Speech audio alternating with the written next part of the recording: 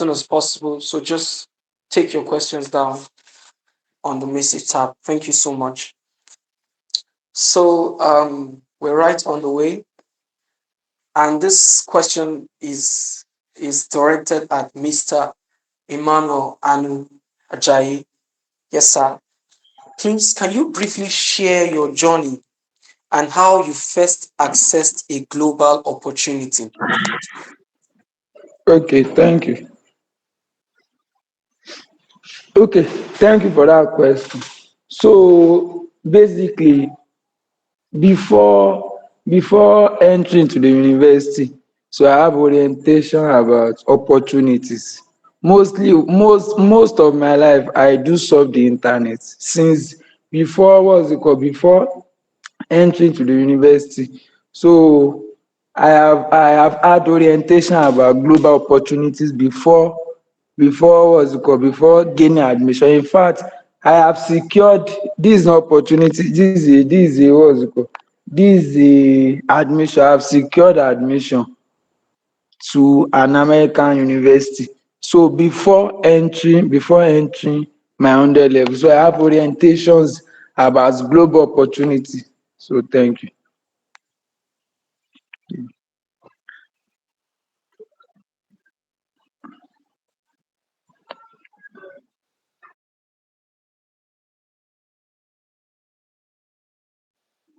Am I audible? Can you hear me? Nobody is talking. Yes, we can hear you, sir.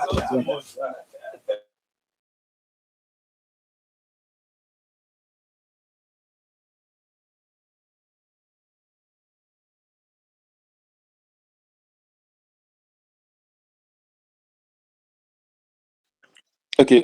Sorry. Am I audible? Yes, sir, you're audible. Sorry for the network All right. issues. All right. Thank you very much. Yeah, I should briefly share my background and how I was able to harness my first global opportunity. I think that's the question, right, Godwin?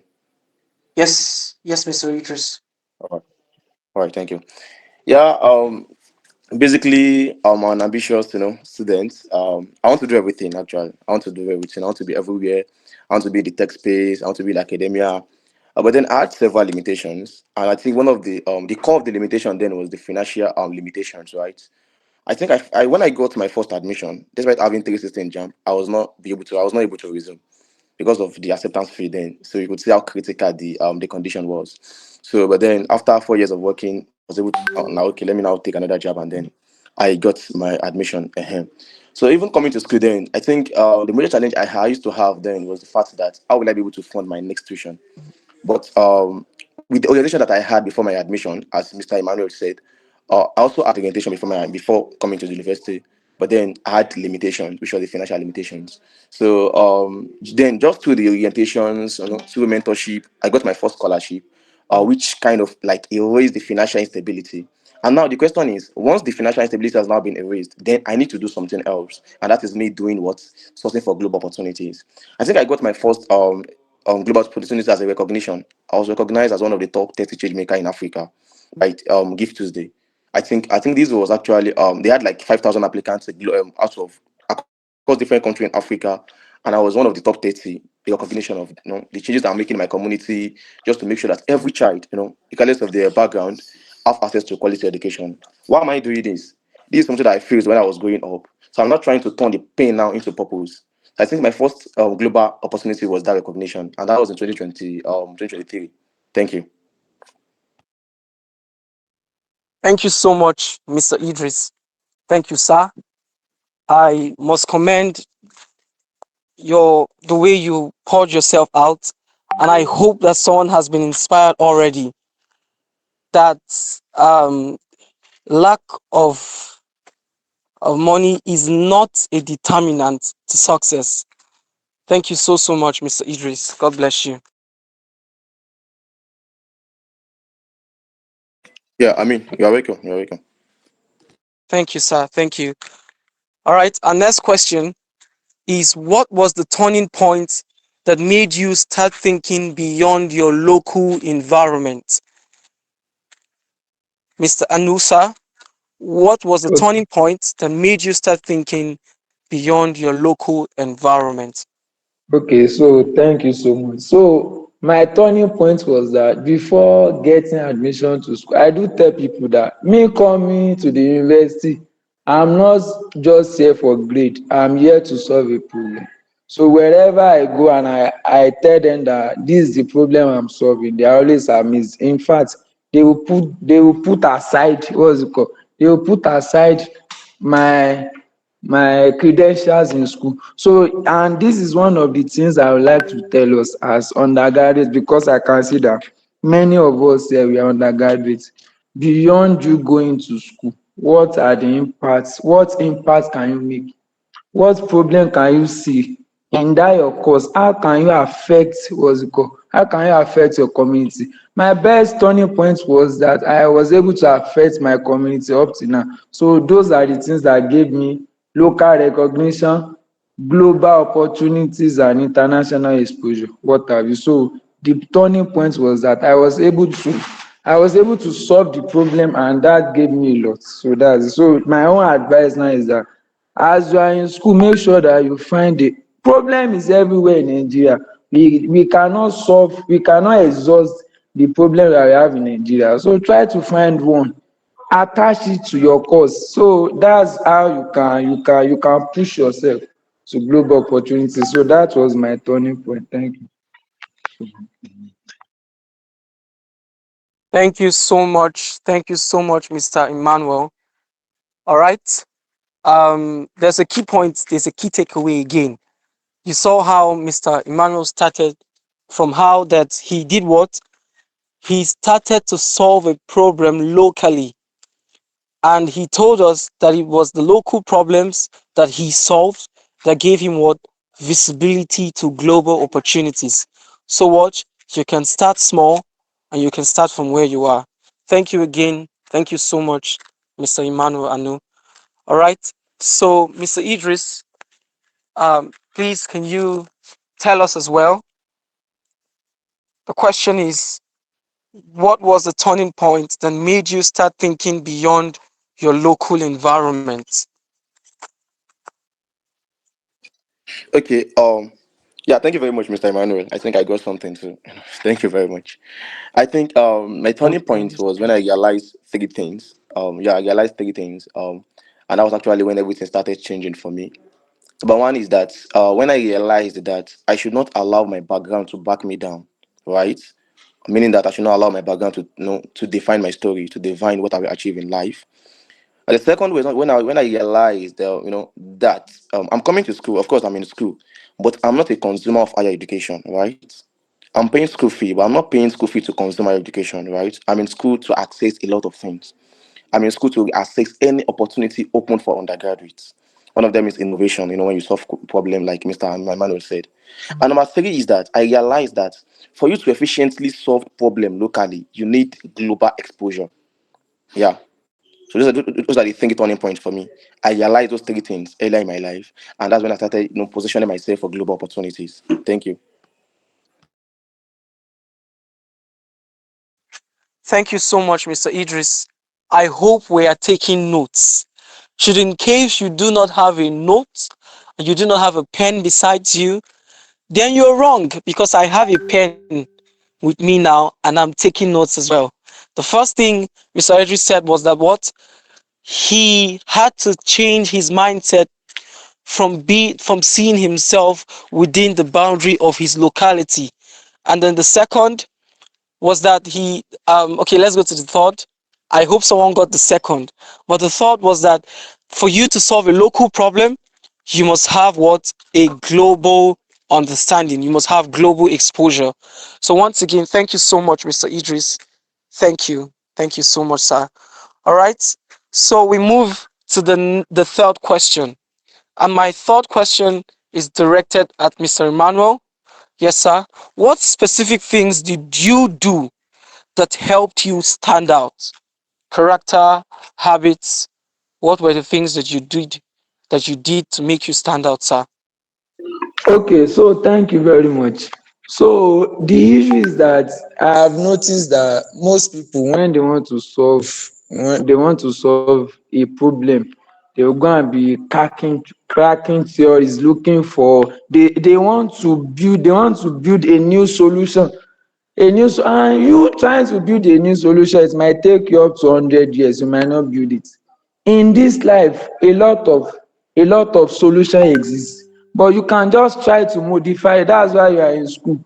So that's why you are in school. Just try to modify the solution, and then you can add your own to it. So what has helped me is that I was able to learn from the existing solution, and from the existing solution I was able to improve on the gap, because if you want to solve any local problem or anything, there are existing solutions already, and in that existing solutions there are always gap. So one of the attitude I developed is that I studied the available solution that is on already, and I try to, as a student, I try to reinvent. So I will advise you, if you know that you are anxious for global opportunities, I'm not saying you should not be exceptional, or you should not be creative, but do not waste time.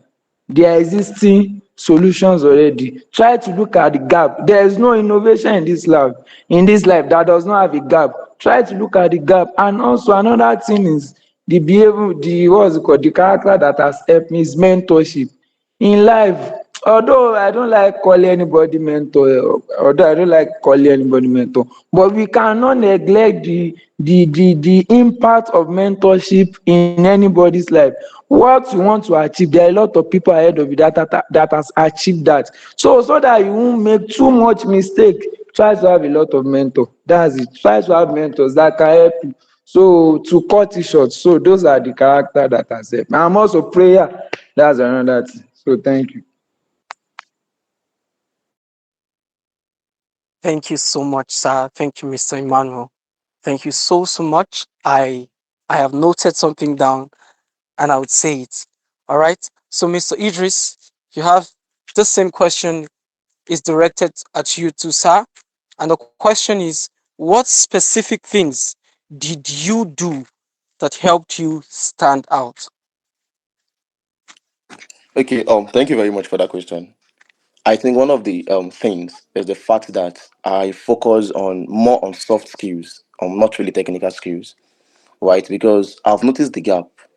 Let's say in this current world now, we undergraduates now we tend to focus on art skills. I want to become a Python developer, to become an AI and ML engineer, but then we neglect the soft skills. So what I did differently was the fact that even though I was actually learning, I'm into AI and ML, but then I focused more on the soft skills, right? Which is one of them is to actually become a leader in a way that I can manage people regardless of the skill that you have. I can leverage the skills. So, for instance, I think when I got my first local competition, like I took fourth stage in Nigeria, Young Engineer Innovation Challenge last year. What I did basically was the fact that okay, the challenge was for civil engineering students, right? But the problem we have to solve is not civil engineering; it's civil engineering related. But then we have to use people outside civil engineering. So as a leader that I am, I leverage on people's strengths. I reached out to my friends in mechatronics, and then I was able to research on the problem, and then I was able to use their strengths to now solve the problem. And I think in the end, we took fourth place in Nigeria. To talk of the one we did in Saudi Arabia too.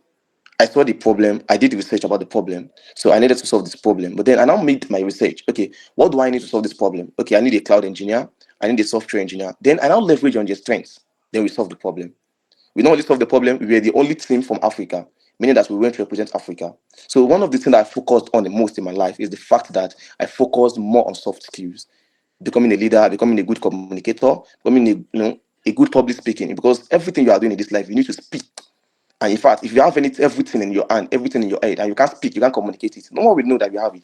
You have it. So now, and then another thing is the fact that I not always scared of rejection. I understand that rejection are a normal thing. That's thing that we face in this journey. Of course, you cannot reject me, but you can reject my application. Let's get that right. Whenever you see any rejection me, they're not rejecting you, they're rejecting your application. And it's not the fact that you are not qualified, it's the fact that there are more qualified people than you are. Meaning that there's still some gap that need to be closed. You understand? So number one is that I focus on soft skills. Number two is that I'm not scared of rejection. Number three is that whatever I'm doing in my life, I always want to be excellent. I want to be the best. And I think sometimes I used to say I have a competitive mindset. When I say this, I don't mean I'm competing with my friend, but I'm competing with myself. If I have maybe if I made two today By next month, I want to make 2 plus 2, making 4. I don't want to. I want my every day. I want my 2 days to be better than yesterday. So number one is that I focus on soft skills. Number two is that I'm not scared of rejection. Number three is that I want to be excellent, be it my academics, anything I'm doing, I want to be the best at it. So those are 3 things that have actually assisted me in this journey. Thank you. The person sitting beside you might have opportunities. So how I what's it called? My first scholarship, I got it through Facebook. I was just scrolling on Facebook and I saw the scholarship in my 100 level days. So since then I have tried to harness the power of social media. Although there are some opportunities that are not on social media. In fact, it might shock you that if I tell you that CBN is offering scholarship and you can never see it online. So, but the best place to look for opportunities, global opportunities or international scholarship is online. Everything is online. And then another important thing is that I want to advise, because most of us are undergraduates here, I want to advise us that let us inculcate the habit of going to conferences. Go to conferences that are professional based rather than student based. Okay, you want to become a medical doctor and they are doing conferences that involve medical doctor, already medical doctor. You are studying medicine and you want to become a medical doctor, try to attend medical doctor conferences. You want to become an electrical engineer and they are doing IEEE professional conference, try to attend those conferences. So make sure that you connect with one or two people there. In fact, I have some people I met at conferences that they will just send opportunity to me because of the kind of relationship I have built with them. So number one, online, and there are many platforms. There are many platforms. You can reach out to this. He has a platform. The TSS community is also a platform. There are opportunities everywhere, and there are some people that you will follow online that they do post opportunities. So the best thing is that you, as an undergraduate, I'm not saying you should not do TikTok, but your main priority is how you can harness the power of opportunities. How can you see opportunities? So there are some people you should follow on your Twitter. There are some people you should follow on LinkedIn. So you should reduce how you solve your Facebook.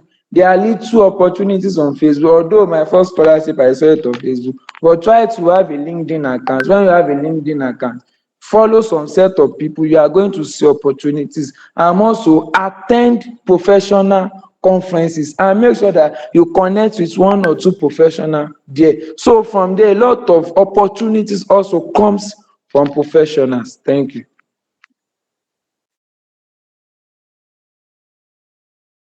Thank you, Mr. Emmanuel. Thank you. All right. Thank you so much, sir. Mr. Idris, we have the same question for you. I would read again. I, s- I said, sorry, I said, how do you find opportunities like scholarships, fellowships, or conferences? Okay. I think Manuel has already answered the question, but then I will say one or two, right? Well, I think I'll be talking on the fact that you need to know your friend, right? Because if I've gotten 11 scholarship, 9 of the 11 came from my friends. Let me be frank with you.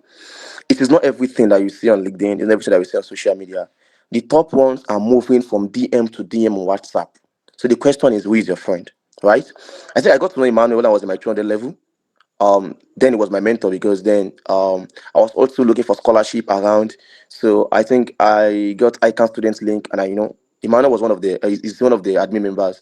So I entered his DM and we became friend, kind of, we became friend, and see us here today, having sessions together. So now the power of friendship is very, very important. You need to know your friend because your friend will determine what the kind of information updates that you get.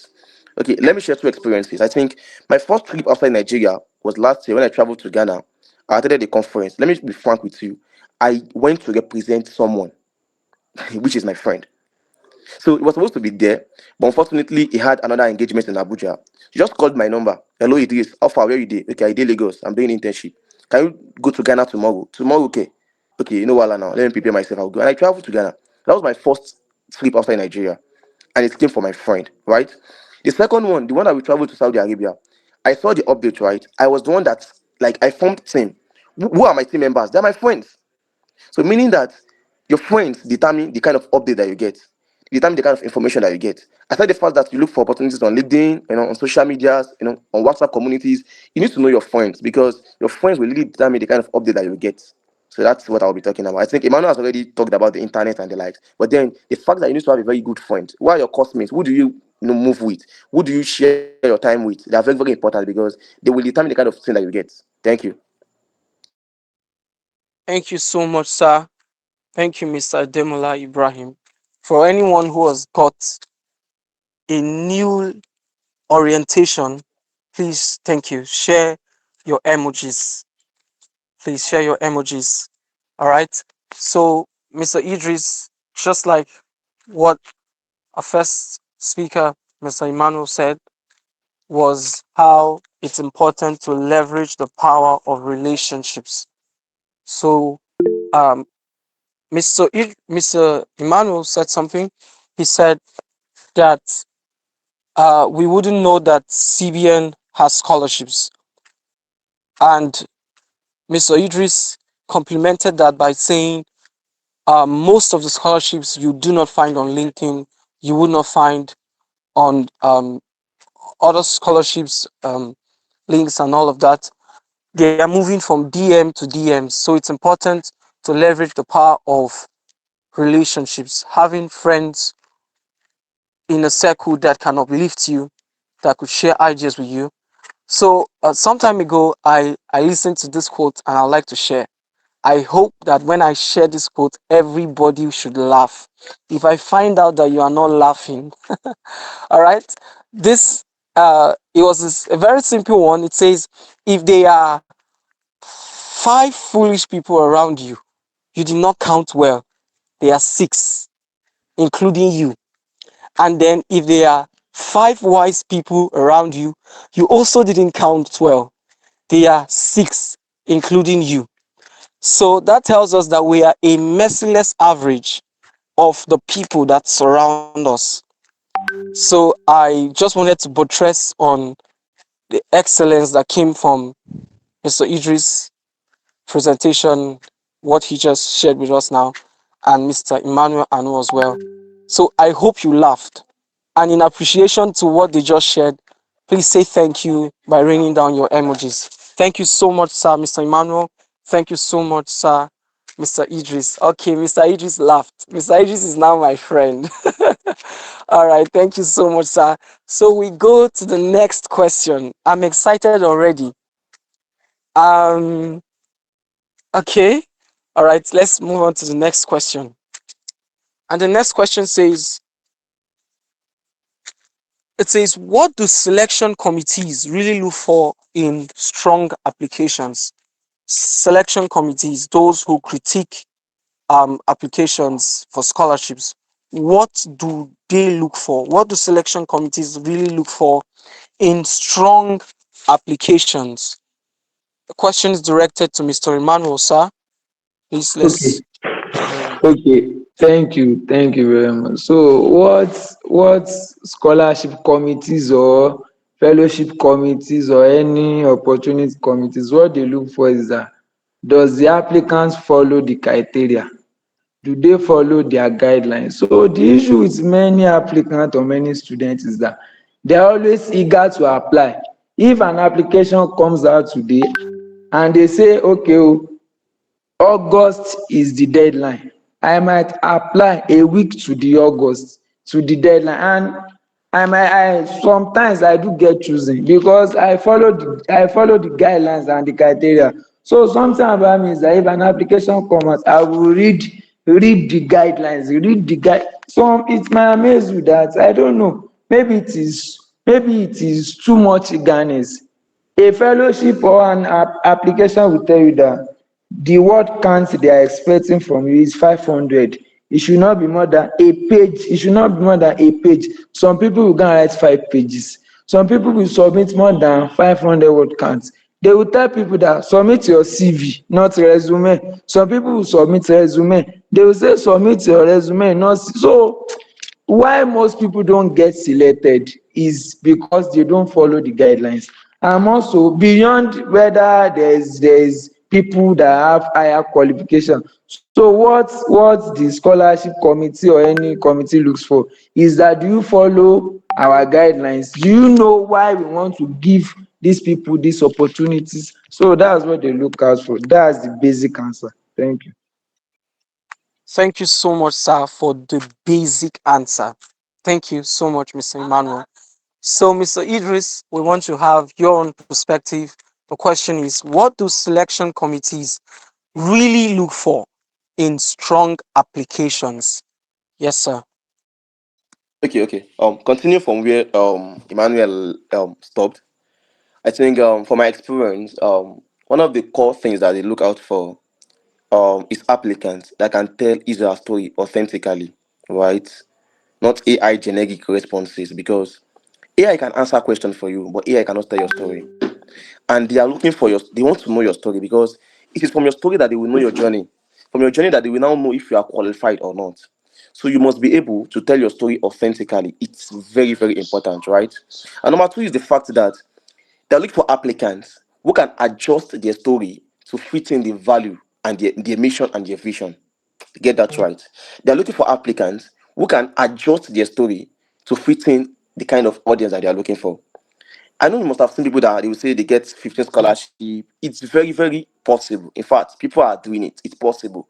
But it's the fact that it is still the same story that they have, oh, but they are using the same story to apply for different things. It's just about adjustments.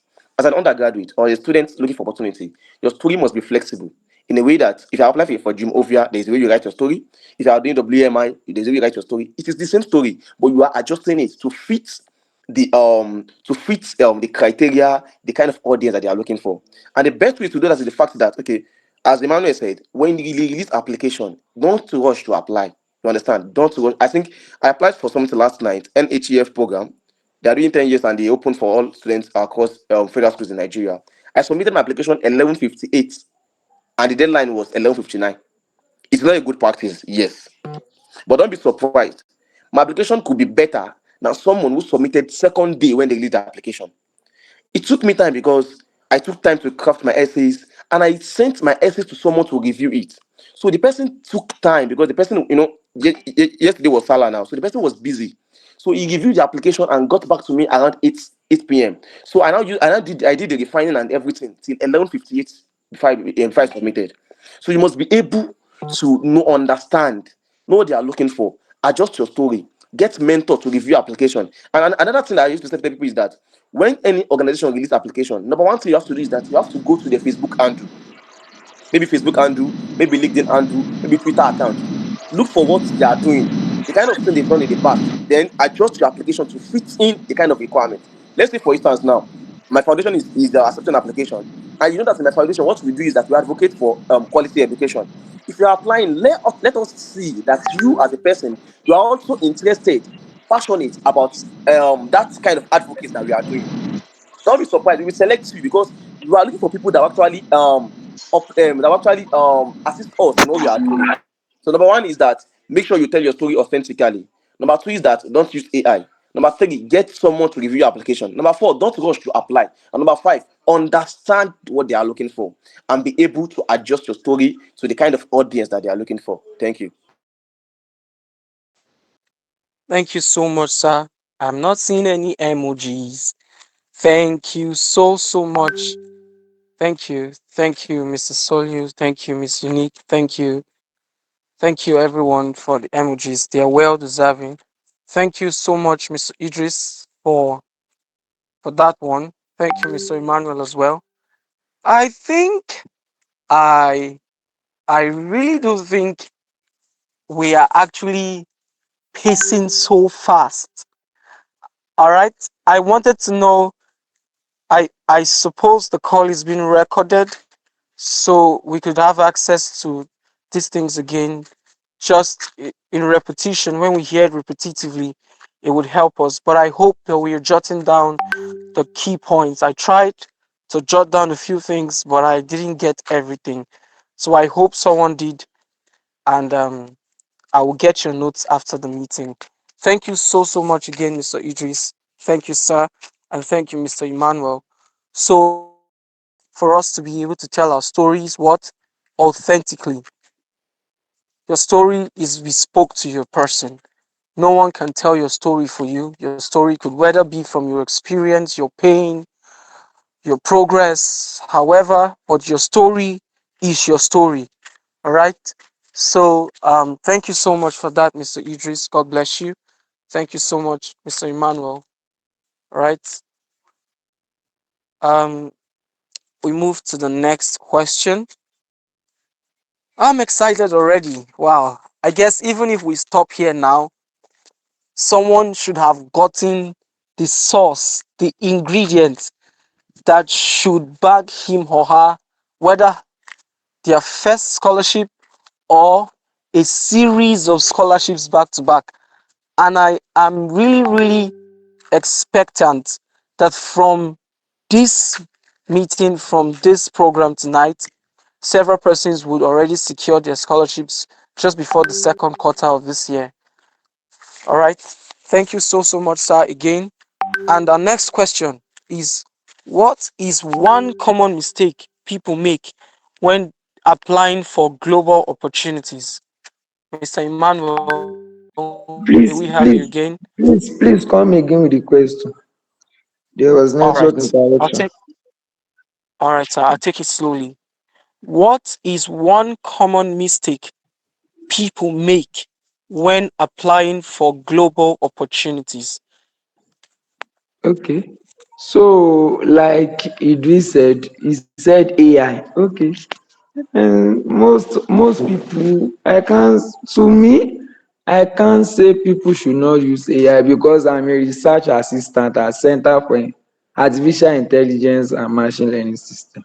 What I would advise is that you do not copy as AI has given you, copy it and submit. That's generic response. So there is what we call humanize. You humanize what's it called? You humanize your AI. The issue is that AI has come to stay and has come to stay forever. So you have to work smart with AI. So that's it. But if you are good in writing, you don't need to use AI, but you can use AI for guidelines. So AI will help you with guidelines. So one of the mistake they make, like Idris have said, is that people use AI. It's not that it is bad to use AI.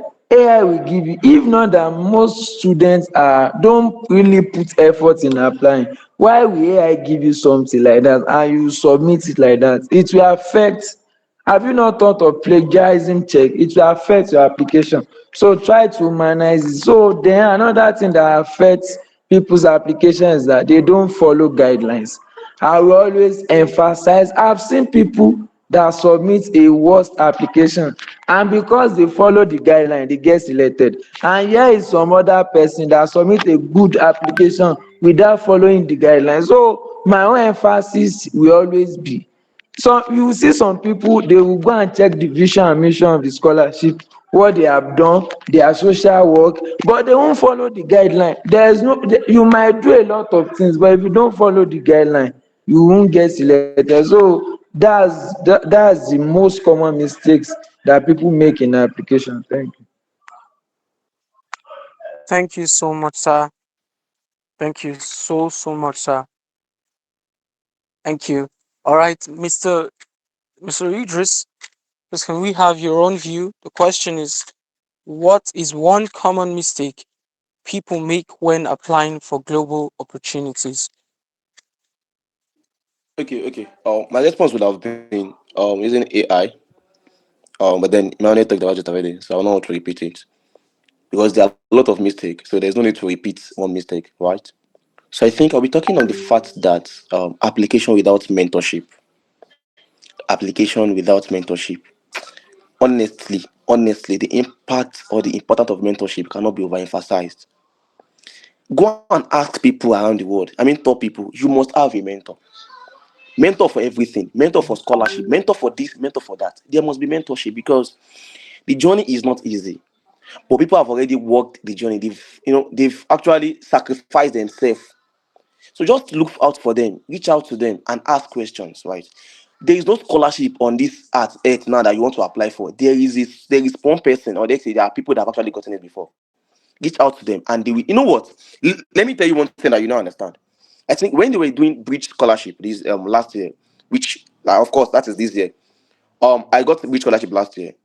Meaning that I'm one of the beneficiaries. So I guided, five people, and three get selected. Three out of five that I guided. Now, what was the turning point? The turning point was the fact that I told them the problem we are currently facing in bridge. And what's the problem? The problem is that with scholars, we are not ready to volunteer. So now imagine now you are applying now, but you are telling them that you are ready to volunteer for them, which is something that you will not know if you did not ask me. They did not publish it that they want people that will actually come in to do some of their work. You understand? But the fact that those guys came to me to mentor them, I told them, hey, if you are answering the essay questions, let it be known. Let them know that you are ready, you love what they are doing, and you want to volunteer.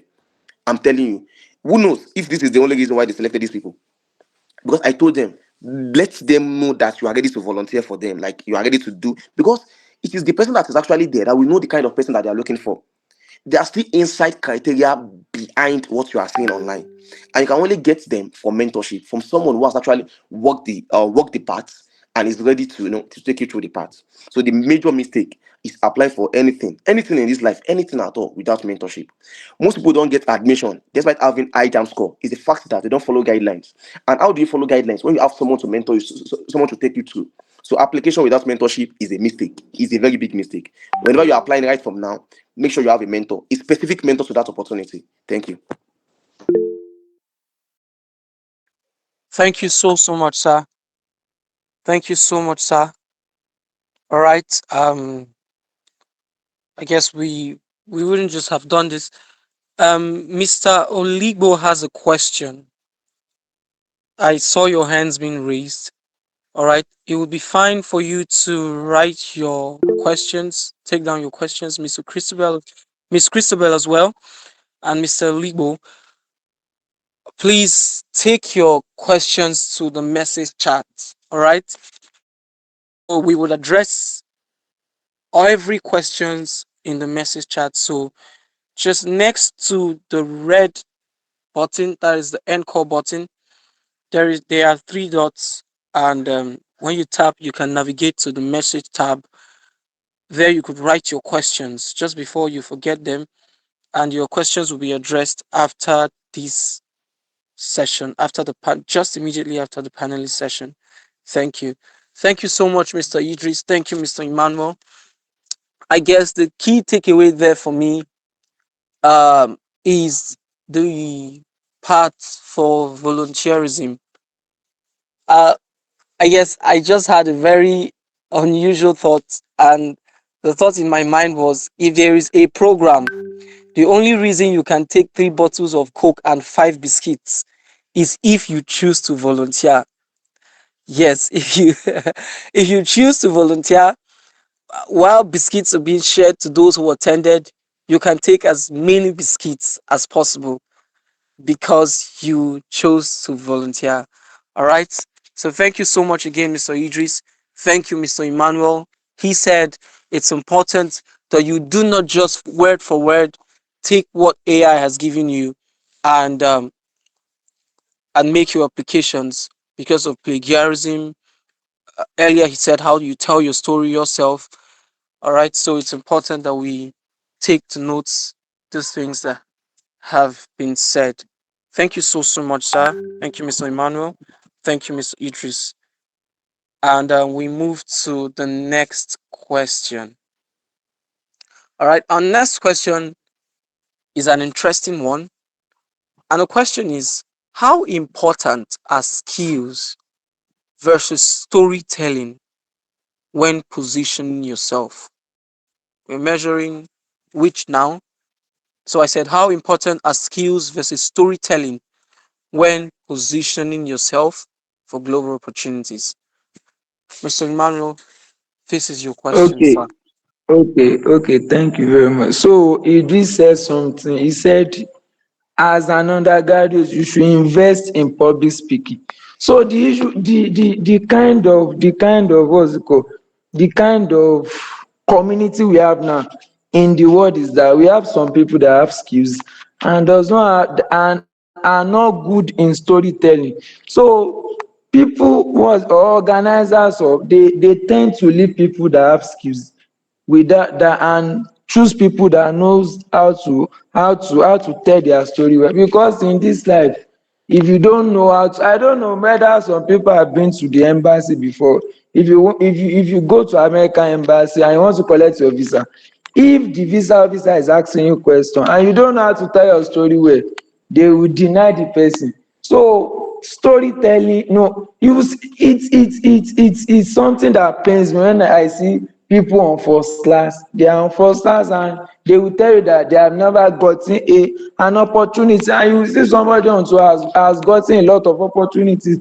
Their difference is that these people have skill but they don't know how to do their storytelling. So this is what I will advise. So in my life I've always believed in teamwork. So there are some people that knows how to write, there are some people that have the knowledge but cannot put it down, there are some people that have the skill but they are not good in storytelling. So in life try to collaborate. So these are the things most people at the top will never tell you. They will never tell you that they collaborate. They will never tell you that they have a mentor. They will never tell you that they have somebody that is helping them to put their thought into writing. We have many of them that I know. So try to collaborate. Okay, you have the skill but you are not good in storytelling. Can you meet somebody that is good in storytelling and you collaborate together? The goal is to win. It is very easier when you collaborate together rather than doing things yourself. You have the skill and you are not good in storytelling, find people. Okay, you have the story, you are not good in essay writing, find people that can help you, collaborate with people. I know people that does that and they are winning. So see, life is not competition. When you collaborate with people, you get to where you are going very faster. Thank you. Thank you so much, sir. Thank you so much, sir. God bless you. So, Mr. Idris, please can we have your view? The question is, how important are skills versus storytelling when positioning yourself? Okay. I think Emmanuel already said everything again. I will still say something. I think from my own experience, skill make you qualified. Why your story gets you selected. I get that right. Skills make you qualified, but your story get you selected because it is not everyone that is qualified will be selected. You understand? We all know that, right? Even that's why the fact that the scholarship says they are looking for people that are having 4.50 first class, they will not still select everybody.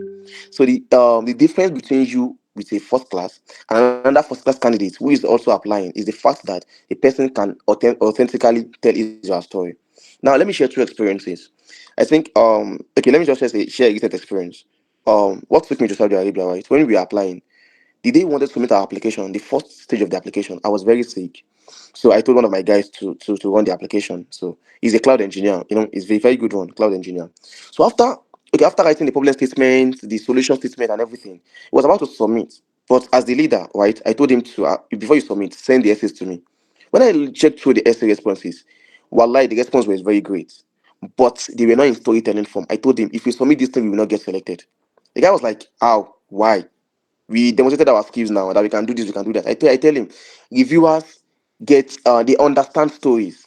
Because if everybody actually submits an application, everybody submits an application, they must be able to read from the beginning to the end before they get the full gist. And they can only read from beginning to the end if we link this thing with a story. Let's look for a problem in Nigeria that we want to solve, and let's write about that problem. Then now link our solution to that problem. That is storytelling. Not just we build Vertex AI to predict surge. Then after that, we now train data to be able to analyze data. No, leave that. Look for a story. You understand of that problem. Write the story as the first thing. Then now link the story to your own solution. That's how it works, right? That's about that. And again, to buttress the fact that Emmanuel said on competition, sorry, collaboration over competition. Let me tell you, it's about collaboration. I think my second scholarship actually came. When it came, actually, I was doing my exam, and it was a friend that actually saw the opportunity, but it was only for sorry, it was for people on first class, and that my friend was on second class upper, and he's studying law. You understand? So it was not like, it is, can you apply? I said I can apply, but I'm writing exam. So what do we do? Okay, What can you do for me? And this guy is my childhood friend. He knows my story. Like, he knows my story. We grew up together. This guy wrote the essay for me. Like, he wrote the essay for me. He sent the essay to me. I just cross-checked the essay. I didn't even do any refinement. I cross-checked the essay and I submitted. Wallahi, I was one of the 30 out of 6,000 that was selected. This guy wrote, like, he wrote the essay for me. He wrote the essay. You understand? So actually, it was not intentional because I was writing exam. That was why he wrote it. And it was saying that I was reluctant about it because my exam was not actually going well. I needed more time to read. You understand? And he wrote the essay for me. So what I'm saying is that, but resting on what Emmanuel said, if you are not good in writing, right? Writing is something that you will learn. You understand? Because people cannot be writing for you every time. But while you are learning, you can get a friend who maybe is not having the kind of CGPA that you are having, is not actually doing well the way you are doing. You can collaborate together. Okay, this is my story. This is what I want to write. Let me put it into writing and then we submit. Okay, when we win, we share the money 50-60. Sorry, 40-60, 50-50. You understand? This is how to start winning. And of course, you have to learn because the person cannot be writing for you every time. So you learn, you learn. Okay, at a partial point, you now start writing, the person will be reviewing for you. Before you graduate, you'll have at least become a pro, kind of. So that's by the time you're applying for a postgraduate opportunity, you'll be writing your essay yourself. And you only be going to the person to review your essays. Yeah, thank you.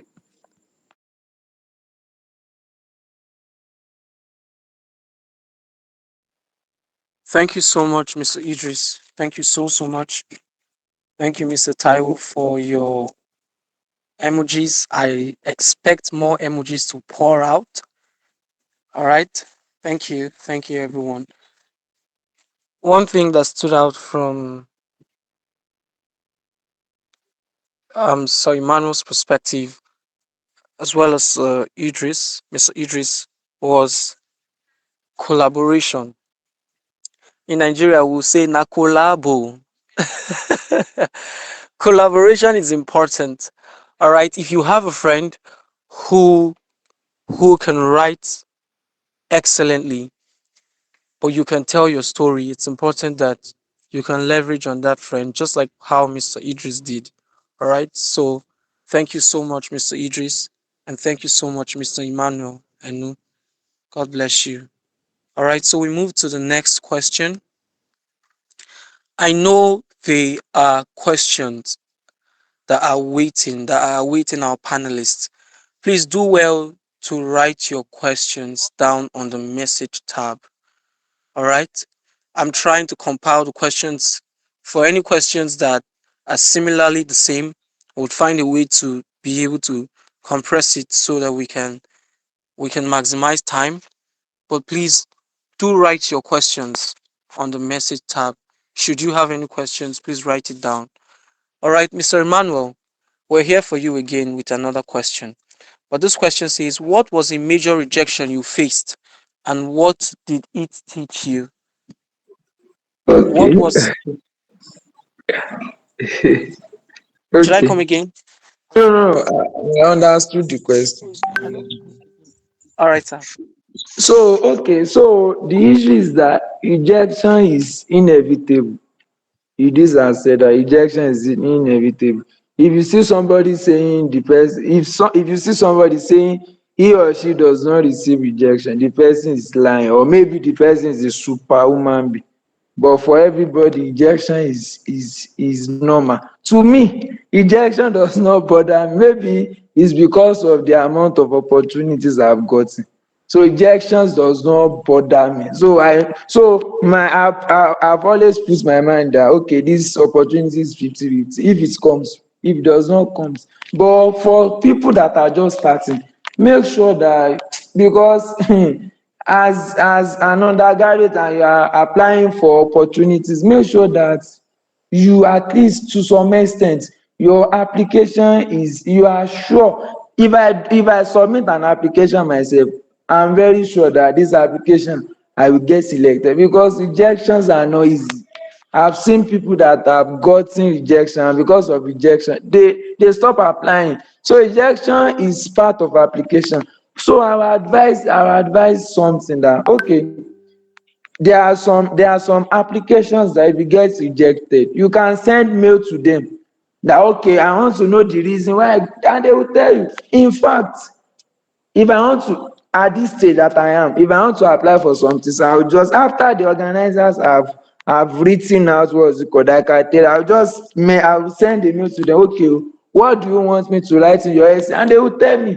So I don't know, maybe it's, if you are applying for white people opportunity, is different to our black people. I don't know. So rejection is inevitable, but try to make sure that at least you are very sure that your application is 90%, 99% that you get selected. And how can you be sure? Like this have said, have mentorship, have people that can review your essay, have collaborate, do not just do applications on your own. So by that, you, although you might get rejected, but at least you are 99% sure that you get accepted. And let me tell you, do not be too sure on an application that you get selected, because you don't know what the other person is submitting. The other person application might be stronger than your own, but like I've said, have mentorship, have people that will review your essay, have people that will check through your application, and to some extent you believe that at least you might get selected. But rejection is inevitable, you get rejected. After you get rejected, apply again, but send message, a mail to those organizers that you want to know the reason why you get rejected. So when you know the reason why you get rejected, so when you are applying for the next cohort or for the next opening, you will take note of that and you will not make the same mistake. Thank you.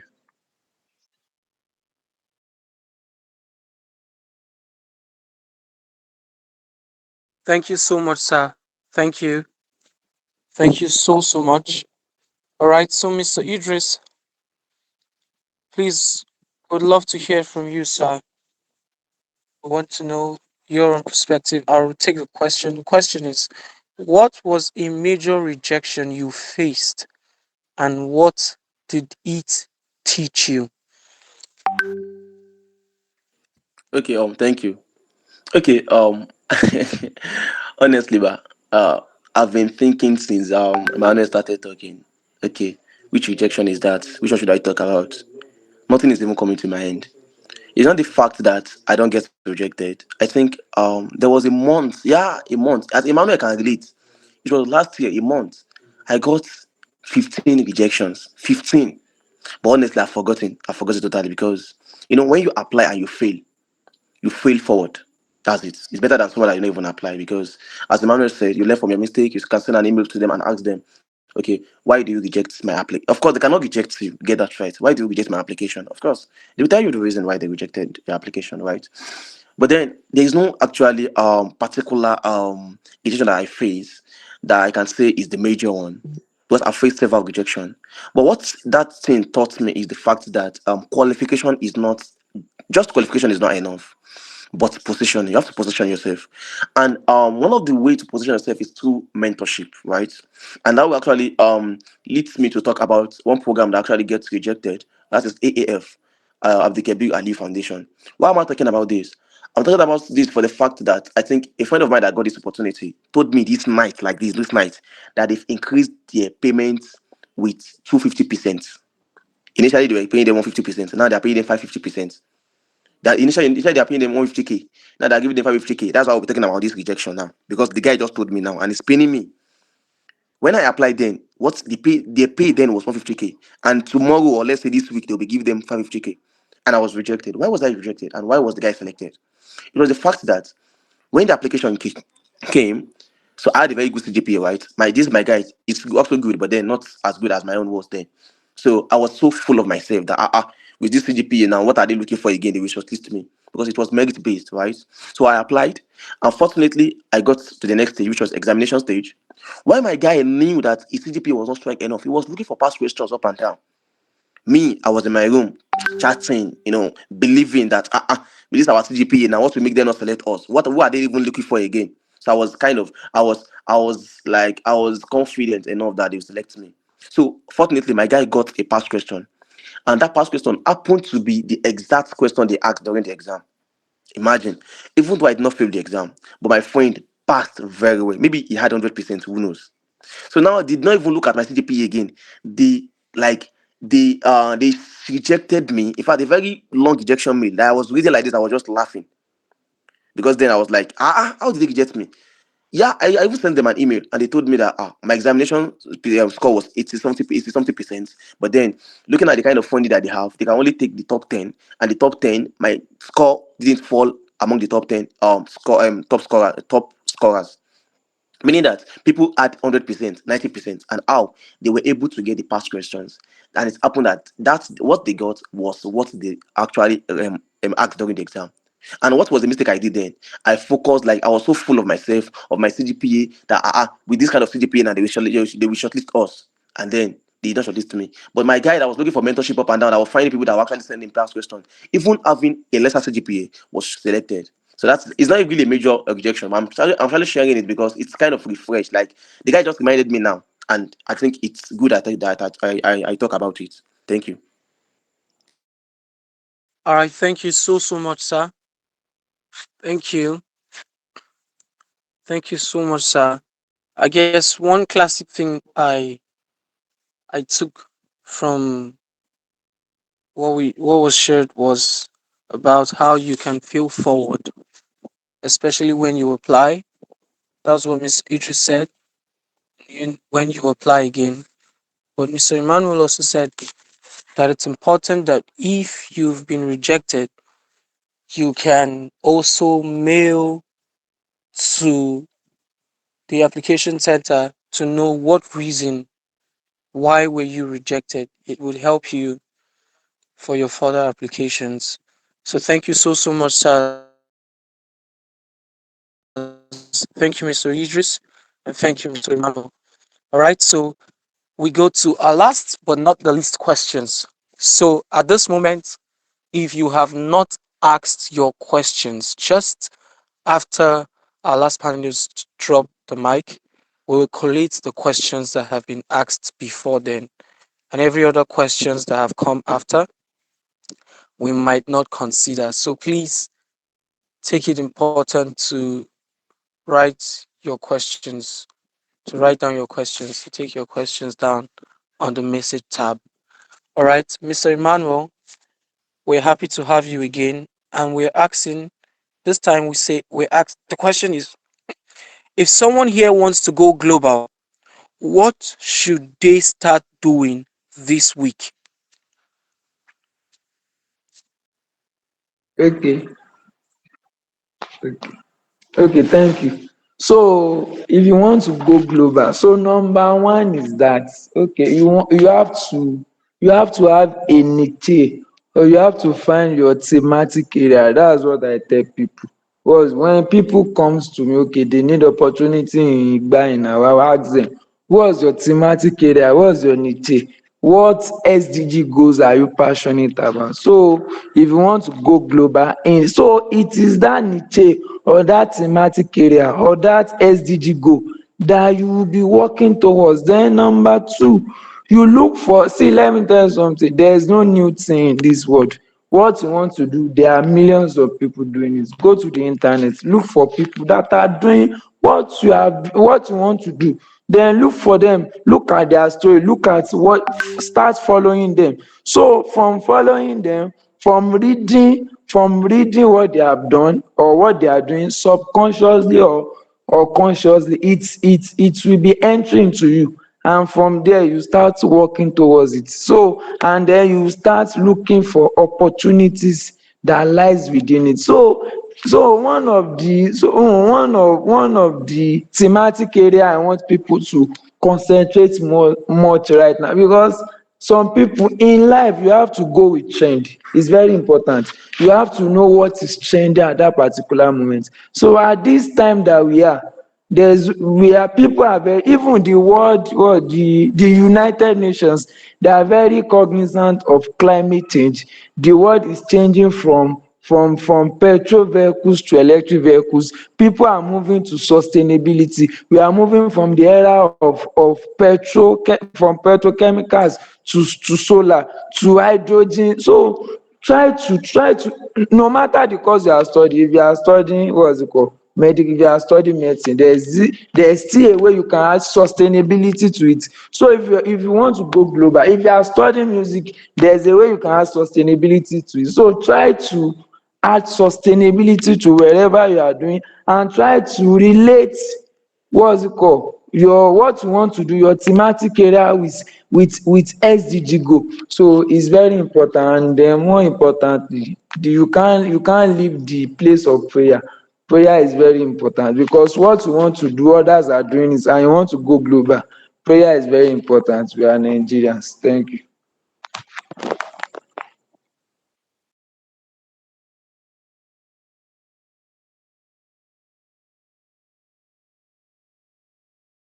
All right, thank you so much, sir. Sorry for a slight delay.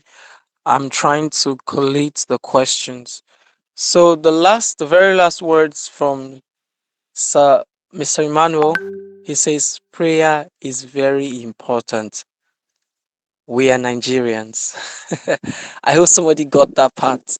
All right, prayer is as well important, and it is as important as applying in the first place.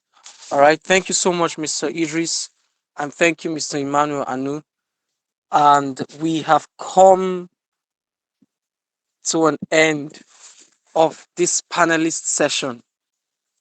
All right. And I really want to say a big thank you to Mr. Idris. Thank you. And Mr. Emmanuel, thank you as well. Thank you so much. Thank you so much, sir. And everyone who has a thank you in their heart, please express it through your emojis. Express your thank you through your emojis. All right. Thank you so much, sir. Every single person should express their thank you with an emoji. Thank you so much, Mr. Idris. Thank you, Mr. Emmanuel. Thanks so much for today. All right, it's time for us to address our questions so that our panelists can respond to them in time. All right, Miss Christabel, seems you have a question, and I don't think we'll take questions in person. Maybe you could just ask your question on the message tab. There's a message tab, like I said. The message tab is next. Um, before the end call button, the red end call button, there are three dots. When you tap on it, you can navigate to messages. And then when you go to messages, you can type your messages. I would see those questions and I would help you ask them. All right. Should there be any other thing you want to communicate, you can also ask there, and I would pick it up from there. Same goes to you, um, ZJ, Mr. or Miss ZJ. Please, you can ask your question also on the message tab. So we're going directly to our questions. All right. Your questions would be attended to right now.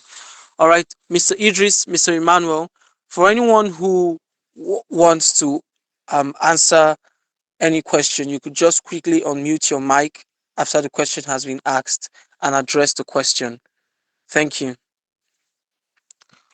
All right, the first question. I will try as much as possible for any question that has that is the same, any question with that they are similar. I will ask those questions together so we can save time.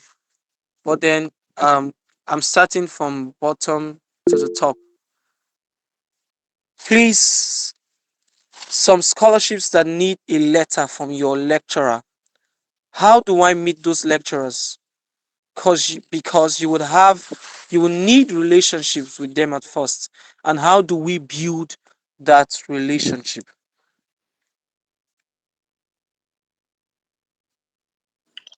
Okay. Oh, Emmanuel, sorry, do you have a response or should I go first?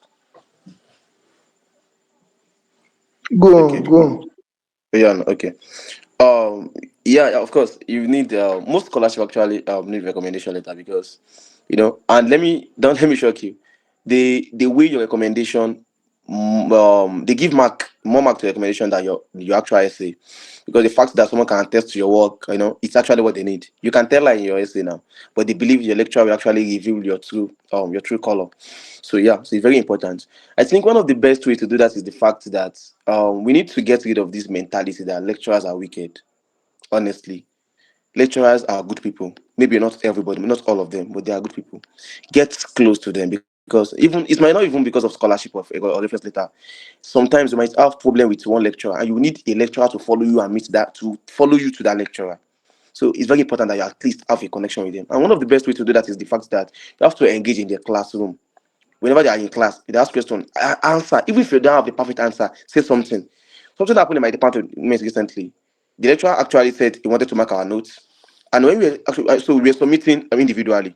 So when my friend got to his office, he told my friend to just go. They should not worry, and he gave them the full mark. They were not asking him, sir, why? He said, I'm always seeing you in class, and you always answer my question in class, meaning that you're always, in class. Now imagine that kind of person now wants to get a letter from their lecturer. It takes him kind of, it's very easy because the lecturer already identified him as a student. So it's very important that if you are in class, get rid of the mentality that they are wicked. They are good people. Go and meet them. They will give you letter. And another thing is that is why for every level there are always level advisors. You are your go-to person in every level. Even if you're on the level, you have level advisor. If you need a recommendation letter, go and meet the person. Hello ma, hello sir. You are not the only student that they're actually mentoring or their first students. They know how to do this thing. Most of them even have a format that they will just give it to you. You go and edit. Hello ma, hello sir. I'm applying for this opportunity and I need a letter from my level advisor. Can you kindly the person I'm telling you the person will do it for you. It just depends on how you approach the person. And then maybe the deadline is now tomorrow. You're not going to meet the person today. No, the person will not attend to you. Go and meet the person, go to the person on time, present yourself well. And then if it's possible, if the person is actually taking one or two courses, make sure you're always in the class, like the person identifies you as one of his students. And another thing is that once the person gives you the recommendation letter, try as much as possible to convert it to a Word document so that you can always edit it. You'll not be going to meet the person every day, every night, every day for a letter. Just edit it so that you can always edit it to the organization. Just message the person, hello my, hello sir, the letter you give me, I want to use it to apply for another thing. The person will just tell you go ahead. And as a student, you need to be very proactive. I see my first letter when I went to meet. Sorry, I'm taking time. I need to say this.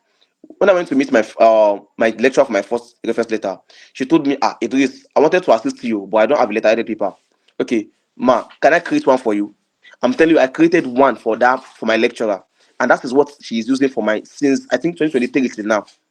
I created it myself with Google Docs. What I did was that I only took my departmental logo. I did some work with Canva and Google Docs. I created it for her and she was very, very glad. In fact, I turned that letter to my automatic, like my first letter. Anything I thought I had to do with letter, I'll just go there and edit it myself and I'll submit because I made that logo and everything myself. So it's be very proactive, be ready to do some free work. You understand? It's just as easy as that. Thank you. Thank you so much, sir. Thank you so much. Thank you, sir. All right. I believe that question has been answered just so well. So the next question, please, can we connect with your groups or channels, sir? All right, that is to Mr. Idris. I believe Mr. Idris will communicate the group link to the task community. All right, and if need be, it will be shared on this income message as well, so you can connect to with the groups or channels. All right, I think that question has been addressed. But if there's another thing connected to that question, you could ask the question. All right. The next question. Sorry. The next question is, all right, we're going from bottom to top. It says, supposing a student walks up the courage to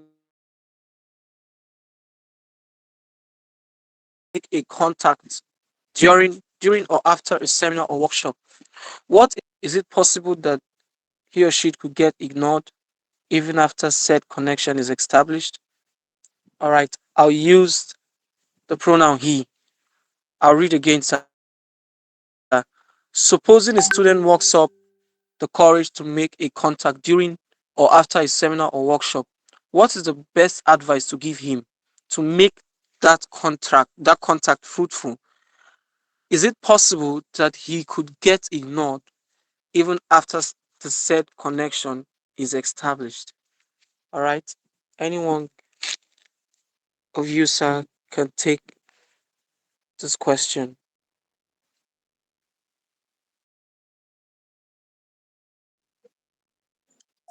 Okay. Yeah. In this life, as Emmanuel said, everything is 50-50, right? The fact that you get connected with someone, you should know that you either get what you want or you get the opposite, right? But then you just make attempts, you just try. Yeah, I think one of the best ways to do that when you're actually meeting new people is that you don't appear to them as someone who is actually desperate. That's one thing. And you not be too beggy. Even if you want something from them, you don't need to beg for it. Just highlight your strength. Okay, I'm a student, I do this. Okay, as Emmanuel said, okay, I'm solving this problem in my community. Okay, this is what I've achieved, and this is what I tend to achieve. You understand? You don't just get a contact and they'll be saying hi on WhatsApp, hi, good morning, sir. How was your night, sir? They don't have time. The same way you collected the contact, many people also collected the contact. You don't have time. Just go straight to the point. Okay, I got your contact from this conference. This is my name. This is what I'm doing. This is what I understand. And then you try to because relationship is continual. Like it's a long term process. You'll be building it. It's not that okay, you have my contact today and then I'll start mentoring you. Don't no, it doesn't work that way. You know. But then you also understand that this person also has emotion, kind of. I think one of the things that I do is that whenever I get a contact, right? I'll just message the person. I'll just greet the person like just normal greeting, right? And I'll look for the person's social media handles, and I'll start engaging his or her post. I'll start engaging his or her post. You understand? That way, but the person is already seeing me, is seeing my value, because one way or the other, mentorship is a mutual process. It's a two-way process. I'm mentoring you, you are doing something for me in return, right? A mentee should be someone that can actually call anytime. Sir, hello, how far now? I'm having a session tomorrow. Can you actually help me create my slide? That is mentorship, right? I'm mentoring you, but then you must be doing something for me in return. That's what actually will keep the mentorship going. It's not a one-way thing. It's not parasitism. It's a symbiosis, meaning that it must be mutual, right? So after getting the social media handles, I'll be engaging the post. I will comment. Sometimes I will even post. So they are seeing me. After that, in fact, there was a day that after reposting, after doing the repost, the man went to my LinkedIn account and read my profile and sent me a message. I saw the work that you are doing. Well done. You understand? I wanted to be my mentor, but he's already seen the work I'm doing. So you need to be smart, because the same way you are messaging the person, other people are messaging the person too. But you need to be smart. You need to be different. You need to do what their own brain will not think of doing. Go to their media accounts, engage their posts, look at what they are doing. So that even if you are messaging them, you message them towards their interest, towards what they are doing. I see that you're actually interested in energy sector. I'm studying civil engineering. I don't know if you can actually, and I'm looking for internship in the energy sector. Just make sure you just go around what they are doing, what interests them, because they can only have influence on what interests them. You understand? You can't just get their contact in conference now and start expecting that they will become your mentor straight away. No, it's a gradual process, and it takes time, it takes intentionality, and it takes sometimes stress. But after everything, I'm telling you, she wants it. Thank you.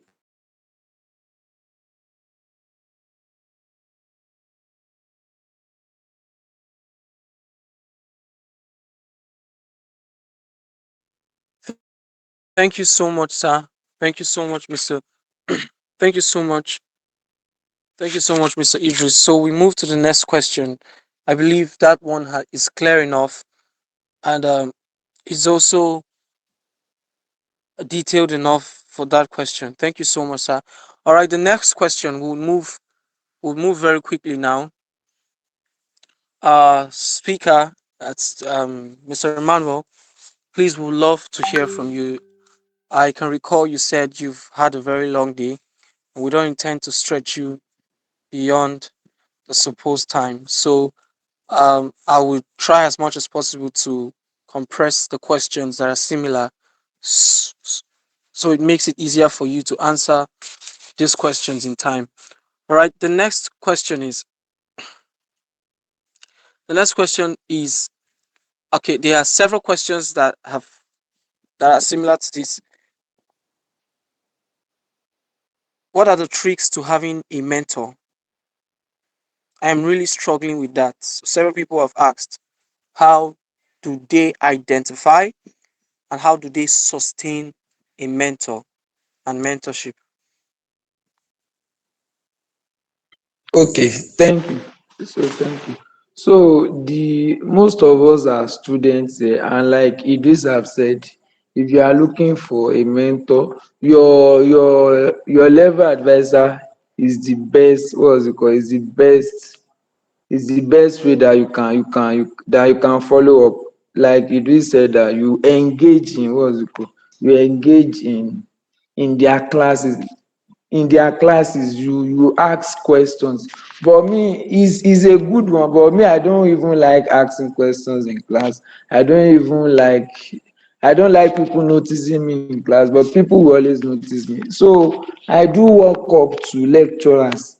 In my department, there is no lecturer that does not know me. So, and if you I engage in meaningful conversations, and somebody, I don't know the kind of student I am, like I've said before, I'm more than a student that just wants to pass an exam. I want to leave a landmark.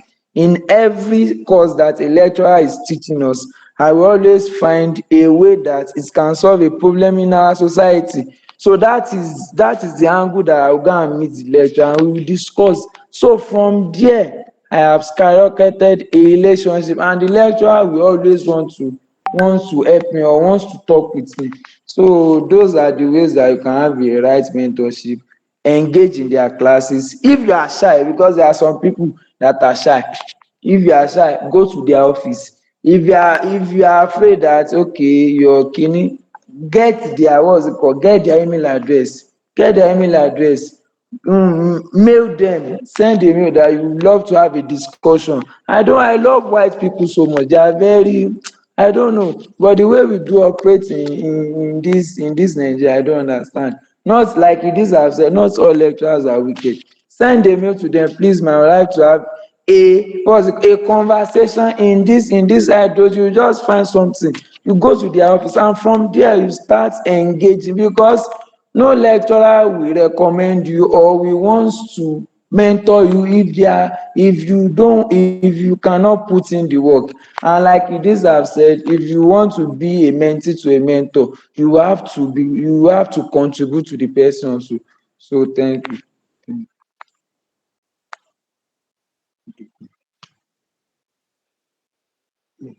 Thank you so much, sir. Yes, Thank you. thank you. Thank you, sir.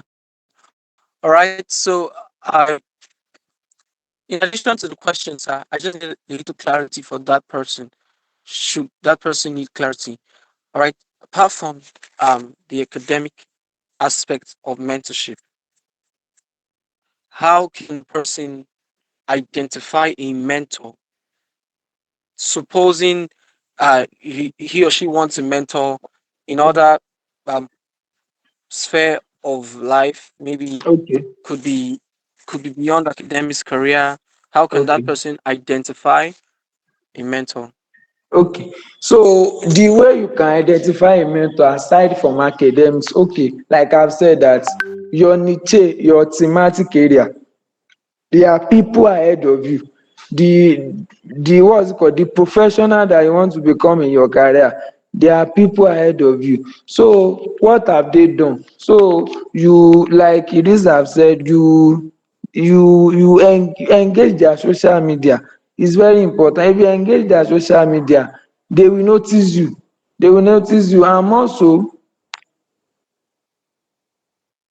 And also, if you, what's it called, if you attend a conference and you want to, maybe the speaker, you want to connect with the speaker, somebody like me, if I go to somewhere, I don't like talking too much, but there was a scenario that happened when I was at Lagos airport and I'm going to Abuja.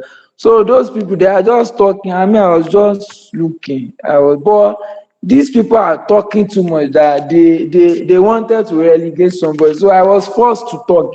And those people were amazed. I just told them, please search my name online. So these people were forced to connect with me.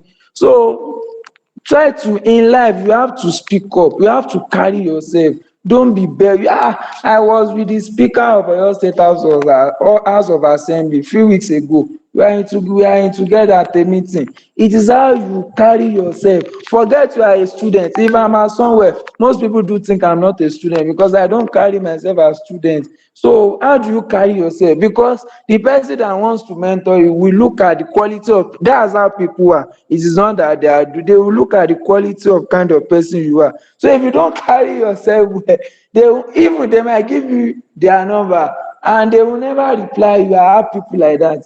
They will never. So try to carry yourself, walk up to them, talk. I do this, I do this, I would like to connect with you. Me, I don't even like saying be my mentor. I would like to connect with you, and they will give me their phone number. So that's it. The way you carry yourself is very, very important. Thank you.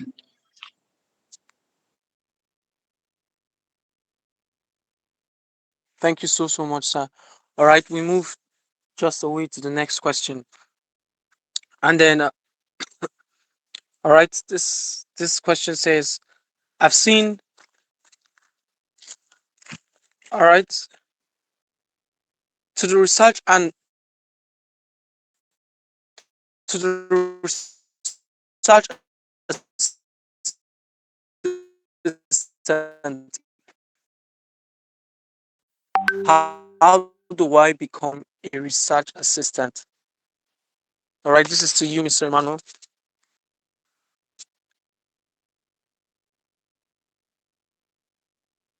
Hello. Sorry, Your could you hear network me, was sir, Mr. breaking. Emmanuel? Please come again. Someone Your asked, network was says to cracked. you. Oh, pardon me. Sorry about that. Mr. Emmanuel, this question is directed to you. And the person asks, it says, to a research assistant, how do I become a research assistant? Okay, thank you. So the issue is that right from 200 level, I have been popular in my school, and most of the lecturers have known me. And these lecturers we want to work with me because when lecturer sees that you are exceptional, you are very passionate about becoming, you are very passionate about solving a problem beyond your academics, they will love to work with you. And then, but the issue is that it is not every institution in Nigeria that has center. For example, we have Center for Artificial Intelligence and Machine Learning Systems. We have Center for Sustainable Energy in our university. So for Unilag, I know that they have a lot of centers. For University of Ibadan, I know they have a lot of centers. So if you want to become a what's it called, a research assistant, so number one is that for every center there is a head. They have a head, they have a director. It can be head of or director. So you just, if you are not, because me, I'm very bold though. Last time I went to the registrar's office because I need a certificate of prospective graduation. So I walked to our office. So it was the second day that they called me. So another thing as an undergrad, please build your confidence. I can talk. Me and myself and VC, we once spoke face to face. So one of the things that can help is build your confidence level. Be very bold. Be very bold to see anybody in this life. So you can walk up to them that you would like to be a research assistant. And something that I forgot to say is that please, beyond applying for scholarship, also apply for grants. It's very important. Okay, it was when I was in 400 level that I don't apply for too much scholarship because I've gotten enough of scholarship that I needed for undergraduate. So my focus now is on grants. So grants are also opportunities. And in fact, grants is very easy to win more than scholarship because might open a scholarship application and you see like 10,000 people are applying and they just want to pick 50 people. But for grants, not everybody are very skilled in grant writing and not everybody are very passionate in solving a problem. So please, beyond scholarship, try to look at the aspect of grants. So you write a letter to what's it called, to the director of the center that you want to be a research assistant for, if you have that in your university. And then from there, maybe based on my own experience, then if you don't have experience, there's something you should note in your mail. Write that you are willing to learn. It's very, very important. Some people we want to send a mail and I will check. I will tell them to reconstruct it. Always write it there. Okay, I would like to be a research assistant at your center. So I have little experience, but I'm willing to, please hammer on that willing to learn. So it's that willing to learn that will make you to be considered. Thank you.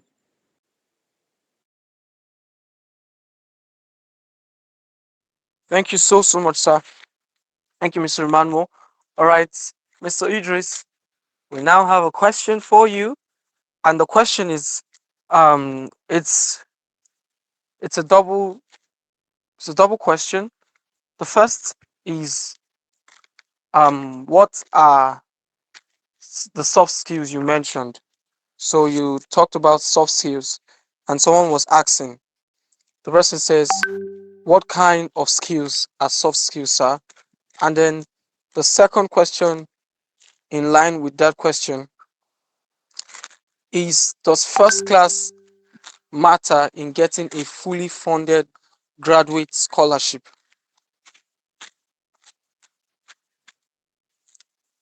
All right, Mr. Idris. Okay, yeah, I got that question right. Thank you. Okay, let me start from the should I start from the first one or the second one? Okay, let me take first one first, right? Okay, yeah, soft skills, yeah. We have hard skills and we have soft skills now. Leadership, public speaking, being a good communicator, emotional intelligence. You need to develop all these skills because these skills are very important for you to thrive in any industry. They are very, very important, especially the likes of leader, the likes of public communication and emotional intelligence, right? You need to be able to like understand how your action will make people feel. It's very important, right? Okay, okay, regarding skills, let me actually share a very short experience. When I was in 300 level first semester, after our practical, they released our test scores, right? And I had 15 out of 40. And someone also had 15 out of 40. But unfortunately, we did not miss anything, but we had 15. How? It's not possible. You marked everything, but you guys 15. What's happening? So we went to meet the lecturer. But on getting to the lecturer office, we got to, like, we saw that the lecturer was in a meeting. So I left. But the other person did not leave. He was just shouting, "How will I have 15? I did everything right. Why will mark this test?" I was not like, guy, this man is in a meeting. At least respect his time. This guy did not leave. Oh. The man had to like cut the meeting and like embarrass the guy completely. Just he told the guy to leave his office, and the man did not actually adjust the mark. So me, I now went to meet the man when I saw that okay, the man is already okay. He's no longer angry, and the man immediately adjusted my score. That's emotional intelligence. Even though I had the highest score, I had the best score. But if I'm not intelligent emotionally, I wouldn't have gotten my mark adjusted. So these things are important for you to thrive in any industry, based in the workspace, based in the schools. You will need them, and they are kind of in Nigeria now. Most youths we don't actually focus on them, but they are, in fact, to me, I feel like they're even more important than the hard skills there because they really complement hard skills. They are very, very important. Hard skills you can get them everywhere, but soft skills it takes time, it takes intentionality for you to build them. So their leadership, public speaking, communication, emotional intelligence, and and lots more. Yeah. And the second question, right? That is if first class actually matters in getting scholarship. Yes, it does. It's very, very, very necessary, but not. It's very, very. It's good. It's not really a must do. It's not something that you must have, but it is fine that you have it, right? It's give you a kind of edge. But now let me tell you something. When it comes to postgraduate scholarship, I don't really know much because I've not gotten one before. I'm still an undergraduate. But I used to know, attending sessions. I know that they have different criteria. Academic might be 30%, maybe leadership, maybe 20%, maybe research, there is a percentage. Everything they are looking for, there is a percentage, right? So now there is the way you can do it. If you know you have a deficiency somewhere, you can build it with another thing. Let's say, for instance, now you don't have a first class, and you know very well that this timber first class counts. In fact, not only first class, the point counts. 4.50 is not equal to 4.90 when it comes to postgraduate scholarship. It's different. They give them different mark. You understand? The higher your CGPA, the higher your chances, right? But let's say, for instance, now you already finished your undergraduate and you don't have a first class degree. You can complement it with research, with projects. This kind of thing will complement your results. You understand? It's good to have a first class. It will give you an edge because you are competing with people globally. And most of these people are what they want to see is the academic excellence. But then they are also ready to see another thing to complement it. With the research, your publications, the project that you have worked on, maybe your awards and honor, the local scholarship that you've gotten. These things will complement your first class. But But to answer your question, if first class matters, yes, it does. It's very important. If you can have it, please have it. And there is one thing with having a first class is the fact that is the validation. It tells people that you can actually commit to your time. Sorry, it tells people that you can actually commit yourself to achieving something and achieve it. And of course, it's a very good, important skill that everybody actually needs. You understand? And then the fact that once you leave school, it's gone. It's very important. If you want to do leadership, you can do leadership after you leave school. If you want to do volunteering, you can do it after you leave school. If you want to solve problem, you can solve problem after you leave school. But you see that first class, it ends the moment you leave school. So that's why it's important that if you can have it, please have it. If you can be a forest, then why will you stop at being a tree? So if you can have the first class, have it. It matters. But if it happens that you try your best but you don't have it, you can complement it with other things like publications, projects, leadership and the likes. Thank you.